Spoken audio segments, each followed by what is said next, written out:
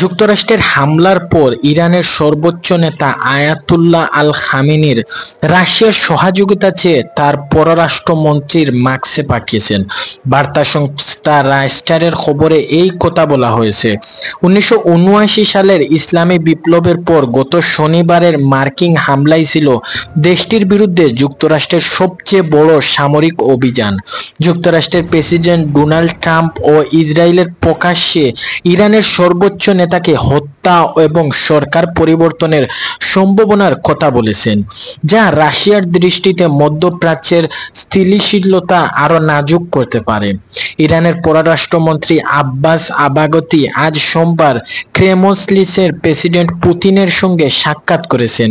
তিনি রুশ প্রেসিডেন্ট পুতিনের কাছে ইরানের সর্বোচ্চ নেতা খামেনির একটি চিঠি পৌঁছে দেওয়ার কথা। সেই চিঠিতে ইরানের প্রতি রাশিয়ার সমর্থন চাওয়া হয়েছে। রাইসটাকে এমনটাই জানিয়েছেন এক শীর্ষ সূত্র। রাইসটাকে দেওয়া বক্তব্যে ইরানের সূত্রগুলো বলেছে, এখন পর্যন্ত রাশিয়ার সমর্থনে তেহরান সন্তুষ্ট নয়। যুক্তরাষ্ট্র ও ইসরায়েলের বিরুদ্ধে রাশিয়ার কাছ থেকে আরও জোরালো সমর্থন প্রত্যাশা করছে ইরান। তবে তেহরান কী ধরনের সহায়তা চায় সেই বিষয়ে বিস্তারিত কিছুই বলেনি সূত্রগুলো। যুক্তরাষ্ট্রের প্রেসিডেন্ট ডোনাল্ড ট্রাম্প মনে করেন, পারমাণবিক কর্মসূচি নিয়ে আলোচনায় না বসলে ইরানের জনগণের উচিত সরকারকে সরিয়ে দেওয়া।